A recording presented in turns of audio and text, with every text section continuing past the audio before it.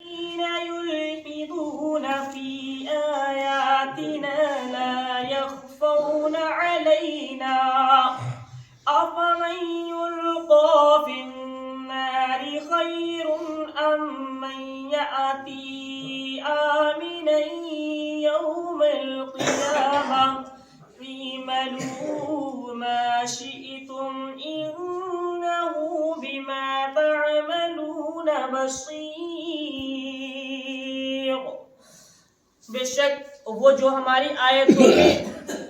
ٹیڑے چلتے ہیں ہم سے چھپے نہیں، تو کیا جو آگ میں ڈالا جائے گا وہ بھلا جو قیامت میں امان سے آئے گا؟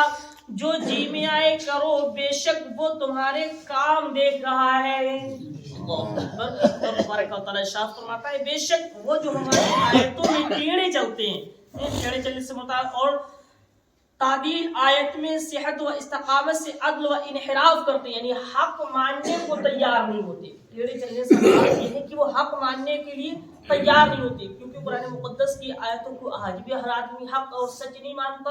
اور پہلے بھی جب نازل ہوا تھا اس وقت بھی لوگ حق اور سچ نہیں مانتے تھے۔ لوگوں کا نبی کریم صلی اللہ علیہ وسلم سے جدا ہونا، لوگوں کا نبی کریم صلی اللہ علیہ وسلم سے نفرت کرنا ہے، جب لوگ نفرت پیارے آقا صلی اللہ علیہ وسلم سے کرتے تھے تو جو آیتیں نازل ہوتی تھی ان سے بھی لوگ نفرت کیا کرتے تھے، تو وہ ٹیڑے چلتے تھے، کبھی اس کو شعر کہہ دیا، کبھی اس کو جادو کہہ دیا، کبھی سحر کہہ دیا، کبھی جو ہے مجنون دیوانے کا کلام کہہ دیا۔ اللہ اس طریقے سے لوگ الفاظ استعمال کیا کرتے تھے، لیکن ان تمام لوگوں کی دلیلوں کو، ان تمام لوگوں کی باتوں کو اللہ رب العزت نے جھوٹا فرما دیا ہے، اور فرماتا ہے ہم سے چھپے نہیں ہیں وہ لوگ جو لوگ ایسی باتیں کرتے ہیں، میرے قرآن کو جو ہے اس طریقے کے جو ہے الفاظ سے بولتے ہیں، ایسے الفاظوں کو اپنی زبان پر لاتے ہیں قرآن کے بارے میں، وہ مجھ سے چھپے نہیں ہیں۔ تو کیا جو آگ میں ڈالا جائے گا وہ بھلا جو قیامت امان سے ہوگا اس کی طریقے سے ہو سکتا ہے؟ میدان محشر میں جب میں فیصلہ فرماؤں گا، ایک کو قیامت کے قیامت والے دن جو ہے آگ میں لے جایا جائے گا، دوسرے کو جنت میں لے جایا جائے گا، کہ دونوں برابر ہو سکتے؟ جیسے پیچھے بات آئی کہ اندھے اور ہتھیارے دونوں برابر نہیں ہو سکتے۔ نہ جو اچھے کام کرتا ہے وہ رب کی نگاہ سے چھپا ہوا ہے، رب کی رحمت والی نگاہ سے چھپا ہوا ہے، اور نہ ہی جو برے کام کرتا ہے وہ اللہ کی رحمت والی نگاہ سے چھپا ہوا ہے۔ چھپا کوئی نہیں ہے، میدان محشر میں دونوں کو فیصلے کر دیے جائیں گے۔ جو اچھا کام کرتا ہے اسے جنت کا حقدار بنا دیا جائے گا، اور جو برا کام کرتا ہے پھر اس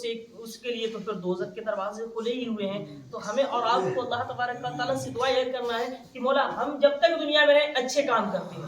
ہم جب تک دنیا میں رہیں تیرے حبیب اور تیرے قرآن پر ایمان رکھیں، اور جب قبر سے اٹھائے جائیں حشر والا دن ہو اس وقت بھی قرآن پر اور تیرے نبی پر ایمان ہونا چاہیے۔ دیکھیے شیطان نے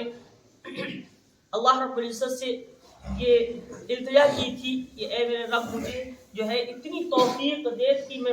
مرنے کے بعد بھی تیرے بندوں کو بہکاتا رہوں۔ میں نے بات جو کہی تھی رب تبارک و تعالیٰ نے ارشاد فرمایا یہ نہیں ہو سکتا، تو دنیا میں تک بہکا سکتا ہے، جب تک میرے بندے دنیا میں ہیں تب تک تو ان کو بہکا سکتا ہے، بہکانے کی کوشش کر سکتا ہے، لیکن مرنے کے بعد سوچے کیا جو مہلت دے دی جائے، مرنے کے بعد جب بندہ اٹھایا جائے اس وقت تو بہکائے، ایسا نہیں ہو سکتا۔ کیونکہ اگر یہ مہلت دے دیا تھی، پیچھے آپ قرآن مقدس میں بھی پڑھا ہے کہ یہ مہلت دے دیا ہے تو کل نفس ذائقۃ الموت کی مزہ سے وہ بچ سکتا تھا، کیونکہ جب اسے مہلت ہوتی ہے کہ مرنے کے بعد بہکائے وہ لوگوں کو تو موت کے مزے سے موت کا مزہ نہیں چکتا، وہ بچ جاتا، تو رب کا فرمان جھوٹا ہو جاتا کل نفس ذائقۃ الموت۔ لیکن رب کا فرمان جھوٹا کبھی ہو ہی نہیں سکتا۔ اللہ نے فرمایا کل نفس ذائقۃ الموت، بے شک ہر جاندار چیز کو موت کا مزہ چکنا ہے۔ تو اللہ رب العزت نے جو بھی دنیا میں چیزوں کو پیدا فرمایا سب کو مرنا ہی مرنا ہے، تو جو ہے رب تبارک و تعالیٰ نے فرما دیا کہ یہ مہلت نہیں ہے تیرے پاس، آج تو بہکا سکتا ہے، لیکن رب نے یہ بھی ساتھ میں ارشاد فرما دیا تو بہکائے گا انہی کو جو میرے بندے صحیح والے نہیں ہوں گے، جو میرے صحیح بندے ہوں گے، مجھ پر ایمان رکھتے ہوں گے، ان کو تو بہکا بھی نہیں سکتا۔ تو جو اللہ کے نیک بندے ہوتے ہیں ان کے پاس اگر شیطان جاتا بھی ہے تو ان کو بہکا نہیں سکتا۔ ایک مرتبہ پیارے غوث اعظم رضی اللہ تعالیٰ عنہ کا میں آپ کو واقعہ سناؤں۔ غوث اعظم رضی اللہ تعالیٰ عنہ ایک مقام پر بیٹھے ہوئے تھے، اور شیطان آیا اور کہنے لگا کہ اللہ نے آپ پر نماز معاف فرما دی۔ اللہ بولا کہ جو ہے ایک ابر سا بادل ہوا، بادل میں سے آواز آئی اور کہنے لگا کہ جو ہے کہ اللہ نے آپ پر نماز کو معاف فرما دیا ہے۔ تو تو غوث اعظم رضی اللہ تعالی عنہ نے دیکھا کہ سامنے تو کوئی نظر نہیں آتا، اور پھر یہ آواز کہاں سے آ رہی، حالانکہ وہ جانتے تھے تو رب تعالیٰ کے محبوب سیدنا غوث اعظم رضی اللہ تعالی عنہ جو ہے جس کے محبوب ہیں، تو پھر کیا فرماتے ہیں کہ جب نبی کریم صلی اللہ علیہ وسلم پر نماز معاف نہیں ہوئی تو عبد القادر کیا چیز ہے، اس پر نماز کیسے معاف ہو سکتی ہے؟ تو آپ نے جب یہ فرمایا تو یہ دیکھیے، اب اگر آج کوئی ہم سے کہتے نا کہ ہم پر نماز، آپ پر نماز معاف ہوئی، فخر سے پھولے نہیں سمائیں گے، لیکن یہ نہیں سوچتے کہ میرے نبی پر جب نماز معاف نہیں تو ہم کون سی چیز ہے۔ اللہ رب العزت نے انہی پر نماز فرض فرمائی ہے، انہی کی یہ تحفہ دیا ہے، اس تحفے کو اللہ رب العزت نے اپنے نبی کے ذریعے ہم سب کو تک پہنچایا ہے یہ تحفہ۔ پھر کیا ہوا ہے، تو یہ بہکانے کی کوشش کی، پھر دوسری مرتبہ آواز آئی کہ تجھے تیرے علم نے بچا لیا، اے غوث اعظم، اے عبد القادر، تجھے تیرے علم نے بچا لیا جو تو نے اللہ کا واسطہ دے دیا، نبی کا واسطہ دے دیا۔ تو غوث اعظم رضی اللہ تعالیٰ عنہ فرماتے ہیں کہ مجھے میرے علم نے نہیں بچا لیا بلکہ رب کے کرم نے بچا لیا۔ رب کا کرم ہونا تو علم جو ہے تبھی بچا پاتا ہے، رب کا کرم نہ ہو تو شیطان کے پاس بہت علم تھا، اس سے بڑا کوئی اس وقت عالم نہیں تھا، بہت بڑا عالم تھا اور بہت بڑا عبادت گزار تھا، اس سے بڑا کوئی عبادت گزار نہیں تھا۔ اس نے تقریباً 600 کروڑ برس جو ہے عبادت کی ہے، اس کی سجدے اگر زمین پر پھیلا دیے جائے نا تو ایک ذرہ برابر جگہ خالی نہیں رہے گی، اس نے اتنی عبادت کی تھی۔ تو اللہ رب العزت نے ایک سجدے کے انکار میں اسے شیطان بنا دیا۔ ہم سوچیں یار کہ ہم کتنی نافرمانیاں کرتے ہیں،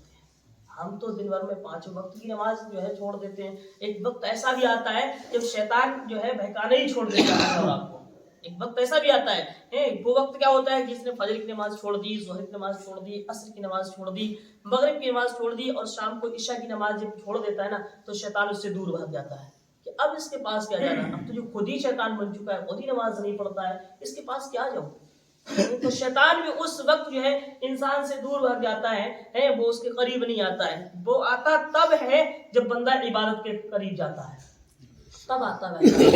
دعا کریں اللہ تبارک و تعالیٰ سے ہم سب کو مولا تبارک و تعالیٰ اپنے کرم سے نمازیں پنجگانہ پابندی کے ساتھ ادا کرنے کی توفیق عطا فرمائے، اور قرآن مقدس پڑھنے اور سننے سے زیادہ مولا عمل کرنے کی توفیق عطا فرمائے۔